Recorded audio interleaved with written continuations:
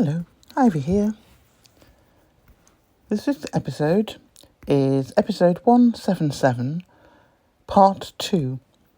If you recall, we ran out of time to go through all of the salient points, so I've got a shorter part 2 to bring this particular episode to a close. The title of this podcast is The Reluctant Heir. I'll repeat a few lines of the introduction to give the foundation and basis for what's coming next. As the British monarchy stands on the precipice of a potential new reign, the dynamics within Buckingham Palace suggest an evolving shift in power, or, at the very least, an attempt to project such change.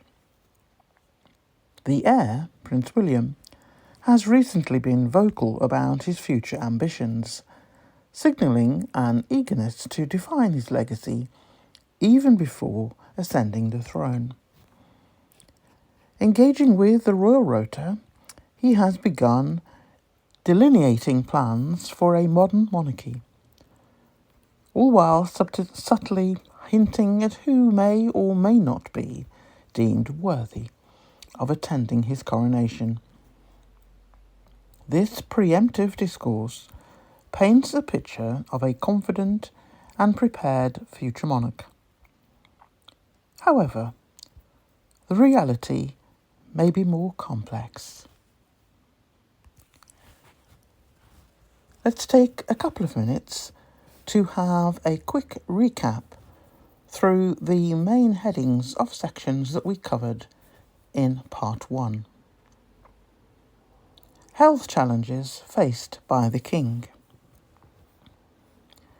That was an extract from a previous SGUK podcast, Behind the Facade, when the firm forgets its own. We talked about safeguarding, not just as a principle, but as a practice. Who is responsible for protecting the vulnerable when the institution is the one doing the harm, or standing by silently while harm is done? There are moments in recent history, both documented and barely acknowledged, that suggest not every absence is temporary and not every silence is compassionate. When health becomes a secret, it can also become a weapon, not against the individual, but in defense of an image. There is a familiar set of patterns now when it relates to the heir. Increasing numbers of people in various categories have noticed, and some have commented publicly. We discussed via 3 segments in part 1, and here is a summary of those 3 segments. Segment 1, Silence as a Strategy. We've seen moments where a public figure vanishes, not because of confirmed illness, but because the truth is inconvenient. Public duties are cancelled, no photos, no updates, no family visits, and no concern from the institution beyond a few vague sound bites. That is not care. That's containment. And if this were any other employer, it would raise safeguarding alarms. The key message from this segment 1 is, in silence, we hear a strategy, one that protects the institution, not the person. Segment 2, Suspicious events official denials. Refer vaguely to an incident late last year. In fact, this was in 2023. Involving flashing lights, emergency services, and claims that didn't align with what witnesses captured. People saw what they saw. Footage exists. No statement can erase that. Then suddenly, health updates start flowing. Conditions are named. Treatments are floated. Public sympathy is directed. But nothing is ever quite verified. A story built on ambiguity serves one purpose: to protect power. The key message from this second segment is illness becomes the perfect shield because it deflects both accountability and questions. Segment 3. Control over care. Discussions around the lack of safeguarding policy in the royal structure. Grace and favour housing, elderly working past retirement, no HR oversight. Human resources, by the way, which is what I mean when I say HR. Some look frail. Some vanish and then reappear. Some show signs, clear signs, of emotional or psychological deterioration. But the show must go on. In private settings, these would be safeguarding red flags. But in the firm, it's tradition. Key message: when no one steps in, it's not a failure. It's a system working as intended. We also covered implications of an ageing royal household. A couple of lines will be enough to summarise that. And obviously, if you want to be reminded of all of that, it's in part 1. So, implications of an ageing royal household. The monarchy and its lack of planning for the future. I refer to workforce in its most simplest and basic of forms, because I am almost certain that the British royal family do not know what a workforce plan is. And if they do, they would not use one. At best, they would have documentation somewhere with the appropriate headings, but pay no attention to it. We then touched on a delicate subject in some areas of the palace behind the gilded gates. This was headed up as the perceived reluctance of the heir to take on responsibilities.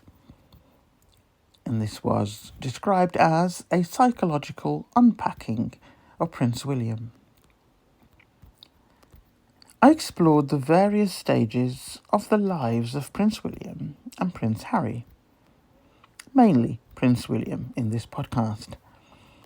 Each stage outlined events that occurred and which informed the reactions at the time, and how they evolved as the princes moved from childhood into adulthood.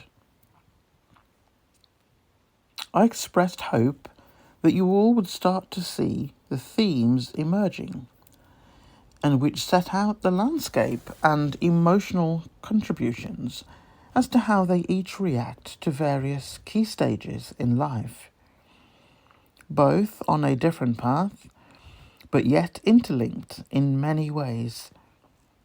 paths that one chose and the other accepted, on the assumption that a wingman would be present. Maybe another wingman is present, but not who the establishment anticipated. No one appears to be asking why a wingman is necessary, and if so, why is it not someone from within the firm? Anticipated allegiance from a family member, as opposed to a wingman outside of the fold, posing a risk if they step outside of the fold at some point.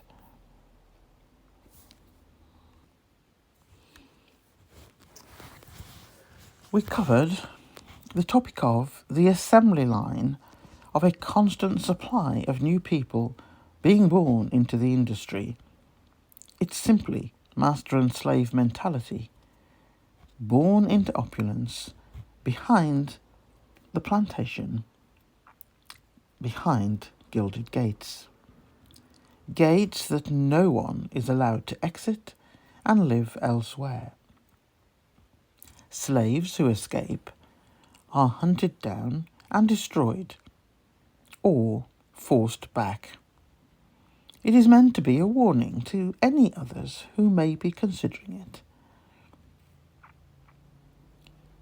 We explored the life journey of the sons of the king,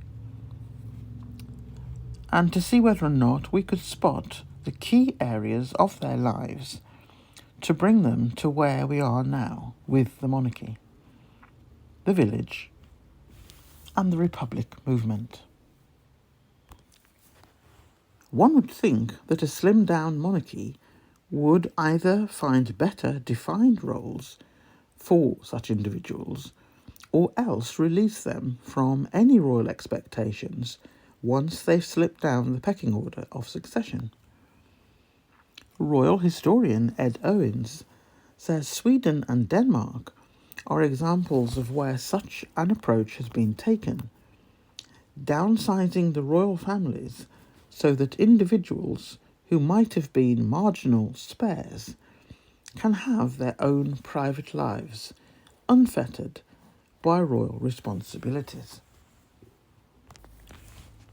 We went on to discuss 12 behavioural examples.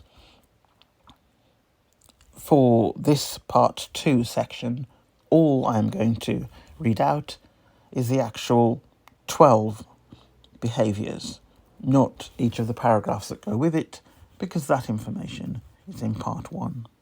These are just reminders, because when I come on to the elements that bring part 2 together, and in particular the conclusions of what this means for the monarchy and what it means in relation to the heir, these behaviour examples come into play, or at least they become very interesting and things to look out for in the future.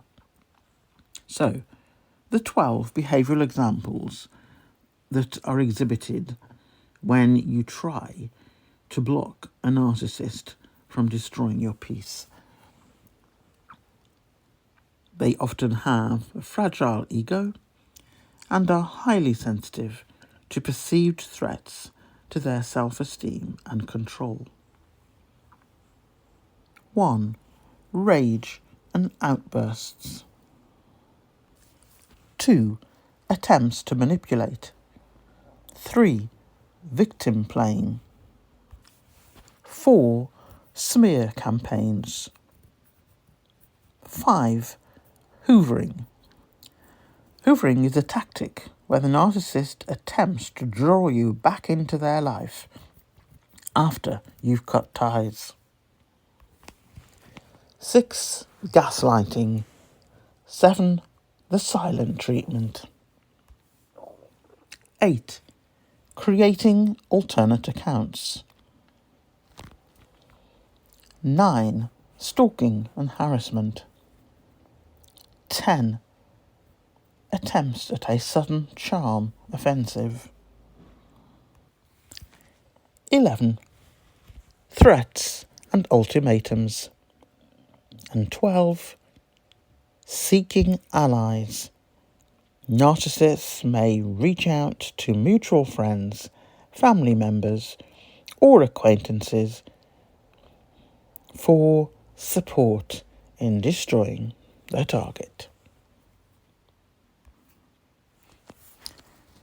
Very briefly, I'll cover a summary of the spin machine around illness, cancer disclosures, timing, distraction tactics, etc.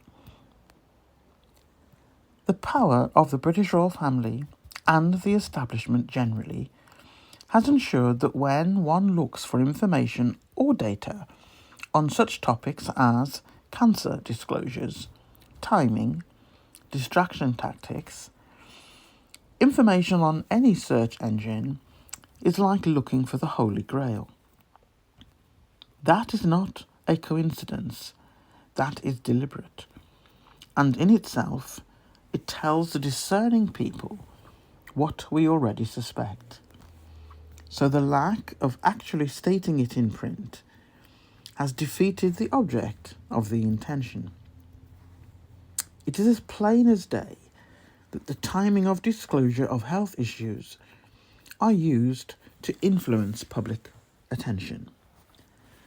There are many examples where illness has been used as a distraction or to garner sympathy. The British royal family have used this particular ace card way too often now, and it makes the action weak, and it is poorly deployed, and it becomes weaker with each attempt to try and play magician. Every time one of these tricks from way back when is pulled out of the magician's hat, it is anything but a rabbit. And if it was a metaphoric rabbit, the rabbit would be wearing a clown hat. Credibility is circling the drain for the monarchy right now. The conclusion for both parts 1 and 2, with a subheading, in this case part 2, that says the reluctant heir, the signs of an impending implosion. 1. A carefully managed public mask. Public appearances continue to project composure and control, but the contrast between the image and the observable strain is widening. History shows that when the gap between the presentation and reality grows too large, instability follows. Personally, institutionally, or both. 2. The cost of emotional containment. Suppressing conflict, grief, and anger does not remove them. It redirects them inward or outward. When an individual under extreme scrutiny has no genuine outlet for emotion or dissent, internal tension builds until it finds a destruction release, often through impulsive behaviour, withdrawal, or public missteps. 3. Erosion of support systems. Since early 2020, the loss of stabilising personal relationships has exposed emotional vulnerabilities that were once buffered. In psychological terms, the absence of a secure attachment figure or confidant increases the risk of burnout, paranoia, and distorted judgment under pressure. 4. Rising authoritarian control. A common compensatory behaviour is to tighten control over narratives, people, and appearances. Yet the harder one tries to manage perception, the more the cracks begin to show. Within institutions, this often manifests as erratic decision-making and fear-based management that corrodes trust from within. 5. Visible stress signals. Public stress indicators may include sudden mood swings, fluctuating confidence, or inconsistent messaging. Such cues are early warnings that the individual, and by extension the institution, is entering a high-risk phase. These signals, if ignored, can lead to irreversible reputational and psychological collapse. 6. Institutional denial and the nothing to see here syndrome.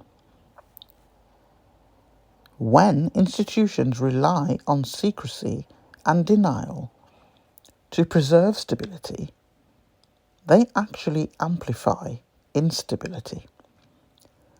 Suppressing public concern instead of addressing it transparently breeds speculation and erodes legitimacy. The pattern is self-defeating. Denial buys time, but it increases the cost of eventual exposure. 7. National risk in leadership decline. When an individual positioned at the apex of public life is visibly struggling, the implications extend far beyond the family unit. Loss of credibility or capacity can trigger political, diplomatic, and societal ripple effects. Ignoring such red flags endangers not only those within the circle, but also the broader national psyche that depends on the illusion of steadiness. 8. The warning from history. All monarchies, and indeed all systems of concentrated power, collapse first from within. The signs are rarely sudden. They begin with emotional isolation, moral decay, and institutional denial. Britain may be watching that sequence unfold in real time.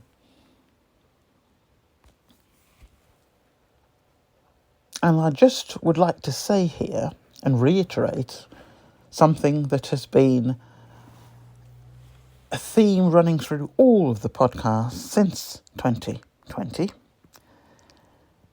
Everything that SGUK, Sussex Global UK podcast, publicises, writes about, discusses, it's not based on tabloid fodder. It is not based on tabloid nonsense and distraction. Everything that I have said all of these years, and including this episode, in 2 parts, and it could have been many parts because it is a very detailed area of discussion.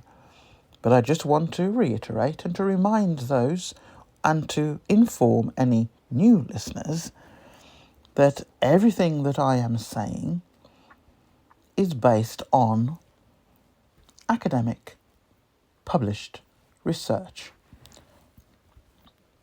And the ones that I've just gone through over recent weeks to do with the HEIR and implications and concerns around that for some people They've all been compiled from academic and medical literature with references available in previous podcast notes. And they're documenting indicators of psychological and behavioural decline in public figures. In here is a summary of those indicators, all based on documented academic and medical literature. 1. Escalating control and isolation. Scholars note that as psychological stress increases, individuals in power often limit access to themselves and over-control their environment. This can include micromanagement, reduced delegation, or isolation from former confidants. And these source examples in respect of this particular section is leadership psychology and crisis management research. 2. Emotional volatility and irritability. Stress-induced mood fluctuations, especially in those under public scrutiny, often manifest as visible irritability, anger, or sudden withdrawal during appearances. This area is documented in clinical studies on narcissistic, injury and public persona fatigue. 3. Displacement of blame. When internal conflict becomes unbearable, blame is projected onto others, colleagues, subordinates, or even institutions, as a form of self-preservation. This is evidenced in research on cognitive dissonance and narcissistic coping mechanisms. 4. Breakdown of authentic communication. Language becomes scripted, repetitive, or contradictory. Emotional nuance disappears, replaced by slogans or rigid talking points. These points are cited in studies of political communication and stress psychology. 5. Decline in empathic engagement. Reduced ability to perceive or respond appropriately to others' emotions, including within intimate relationships or public service roles. This is linked in literature to compassion fatigue and personality decompensation. 6. Emergence of coercive or abusive dynamics. Domestic violence and coercive control are well recognized by health professionals as potential expressions of unresolved power imbalance and psychological distress. And the references for this area is the World Health Organization and DSM-V criteria, UK Serious Crime Act 2015 Coercive Control Framework. 7. Somatic or psychosomatic manifestations. Untreated psychological stress can translate into physical symptoms, visible changes in demeanour, or long unexplained absences. This area is discussed in trauma response and stress correlation studies. 8. institutional denial and enabling. Academics have long warned that when institutions prioritise image over well-being, decline accelerates. Denial mechanisms create collective complicity that masks crisis until it's irreversible. This area is supported by research on organisational psychology and moral injury. 9. Public disillusionment and trust erosion. Once the public detects inauthenticity or incoherence, trust collapses.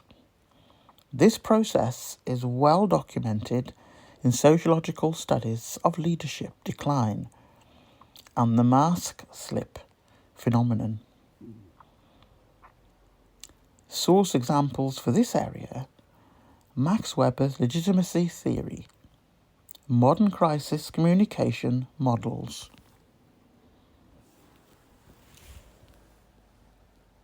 History has shown that these signs, when left unchecked, lead not only to the collapse of individuals, but to the institutions built around them. The embers are visible. Whether they ignite depends on how truthfully the system confronts its own reflection.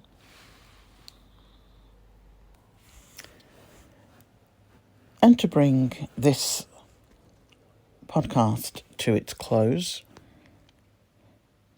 here are a few statements relating to all of the sections that we have covered in both parts 1 and 2 of episode 177.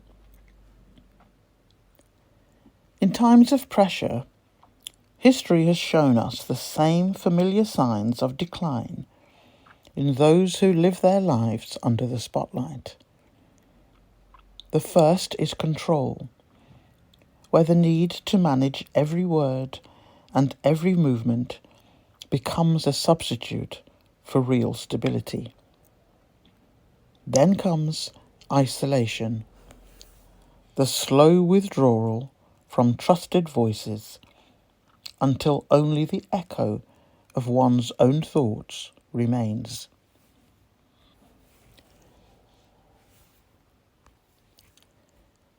Emotional volatility, blame shifting, and detachment soon follow, as the mask of composure begins to fracture. Institutions, desperate to protect their image, often respond with silence, a kind of organised denial that hides the crisis rather than heals it. But silence has never cured instability. It merely delays the reckoning. The academic literature is clear.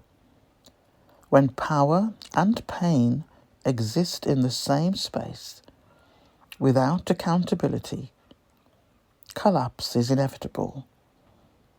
Whether it begins as burnout, coercive control, or simple exhaustion, the outcome is always the same.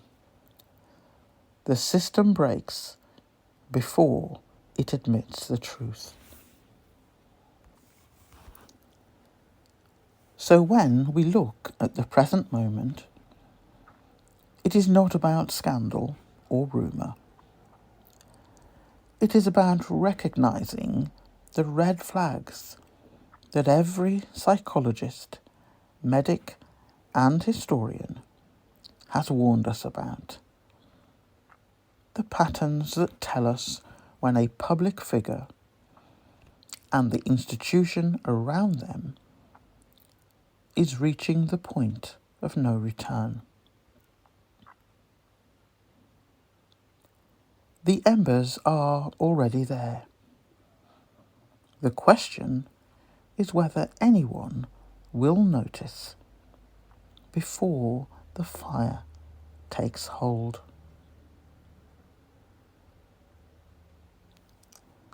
That's the end of this two-parter podcast. I hope it has given you food for thought. I hope it has given others food for thought too. So, as usual, look forward to your comments and your views on this range of topics. And yeah, I'm interested to know your thoughts on this. And likewise, I'm sure a number of people from a variety of organisations around the globe will also be interested in what you have to say. So for now, it's bye from Ivy, bye from me, bye.